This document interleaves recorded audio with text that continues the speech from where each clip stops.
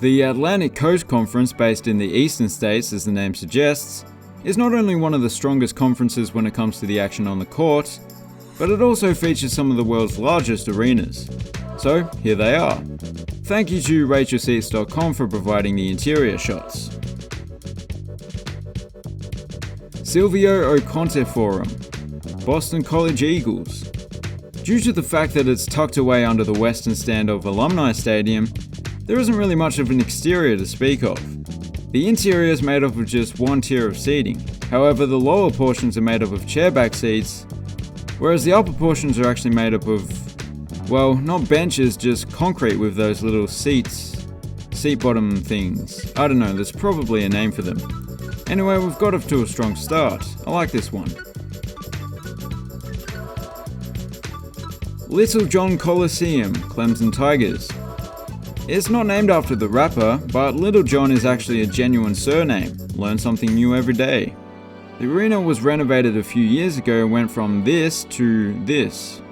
I know I'll probably talk about colours far too often, but that silver and orange colour combination just looks stunning.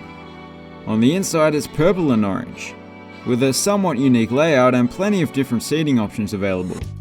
It's got a bit of everything, this place. Cameron Indoor Stadium, Duke Blue Devils. I'd imagine if you were wandering your way through the campus for the first time, you might not even notice this was an arena. It blends in perfectly. It is very old, but even when it was built, it was trying to blend into the architecture of the campus, which intentionally looks very old. It's interesting that they've chosen the name Stadium. Some people say that basketball arenas don't count as stadiums. I actually did a bit of research and asked people on the street if an arena counts as a stadium. The most common response was, "Oh, literally could not care less," followed by, "Seriously dude, get a life," followed by, "Oh, sorry mate, I haven't got any spare change for you." You may have noticed that the backboards are suspended from the roof.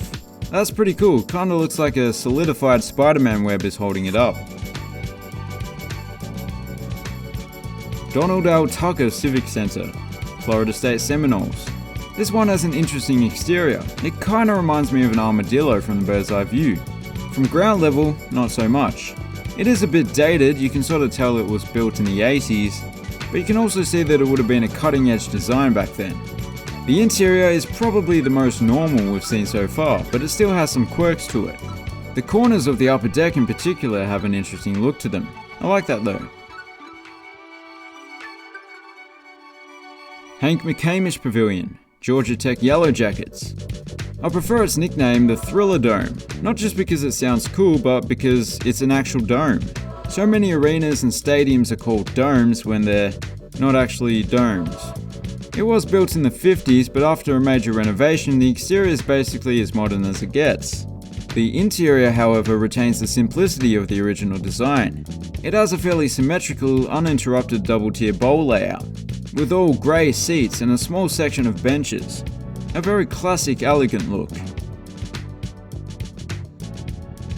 Watsco Center, Miami Hurricanes.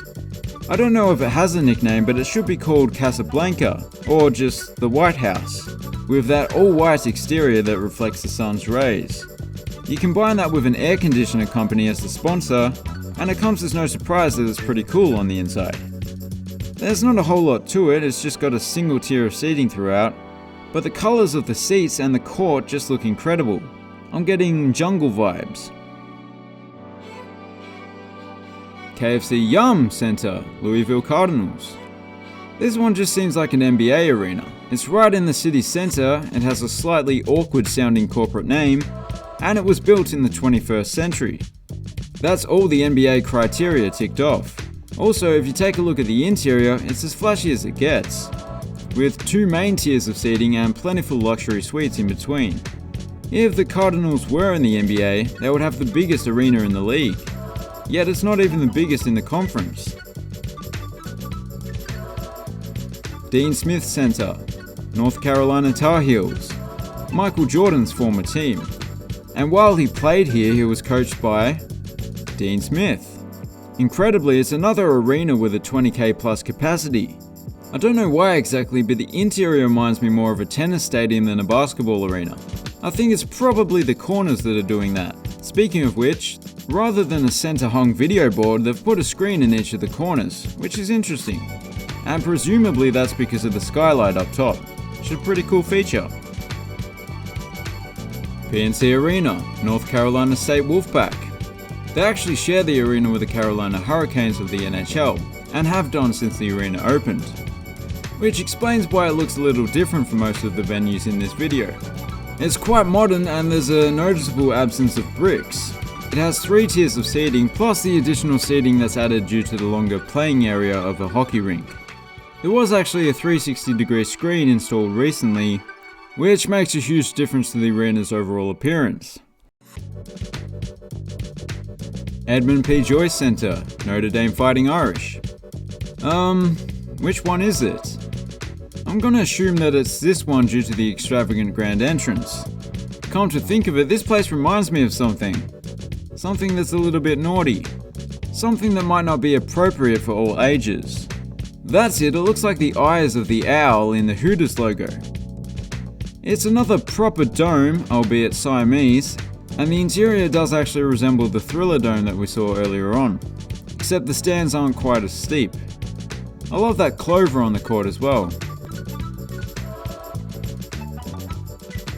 Peterson Event Center, Pittsburgh Panthers.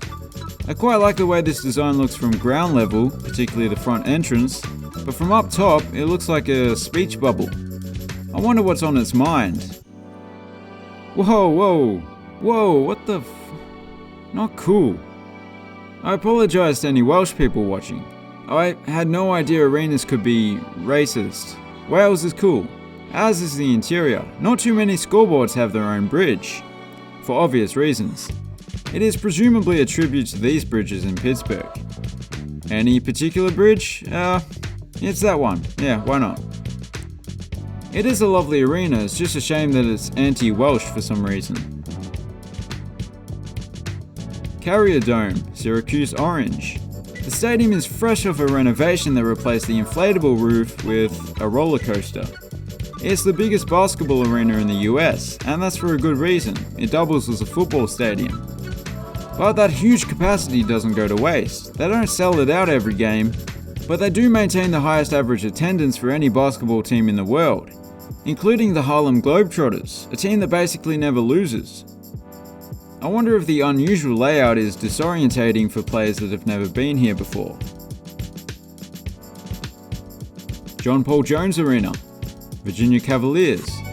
For the most part it's just your standard modern brick and glass exterior, but it has 2 very grandiose Roman-inspired entrances, which is actually not uncommon. This just happens to be an especially extravagant example. The interior is also rather elegant. I love the exposed brick that they have at one end, that is uncommon. And to continue on the theme of modern mixed with Roman, you'll never guess what happens at halftime. Cheerleaders versus Lions. The Lions are always outnumbered, but they always win. Cassell Coliseum, Virginia Tech Hokies. It has a bit of an interesting look to it. The arched roof turns into what looks like an exposed ribcage. The architects would have probably described it a little more eloquently when they were pitching their design. The interior consists of a steep single tier with some interesting corners that rise almost all the way to the ceiling. Speaking of which, it appears to consist of wooden arches. So I guess they must be separate from the concrete ribcage on the outside, and not just one continuous arch. Perhaps not. Lawrence Joel Veterans Memorial Coliseum, Wake Forest Demon Deacons. That's got to be the spookiest name there is. It sounds like something Scooby-Doo would have to deal with. The facade has a mix of several different materials, but overall it's fairly basic. The interior, however, is stunning, particularly the court itself. I'm a sucker for a parquet floor, especially when the wood is a lighter shade. But it was a bit of a missed opportunity. They should have put the Demon Deacon logo instead of the less distinctive WF. The Deacon is up there on the Jumbotron, but it's not the same. And that's it for today's video. If you enjoyed it, please consider subscribing. Thanks for watching, have a good one.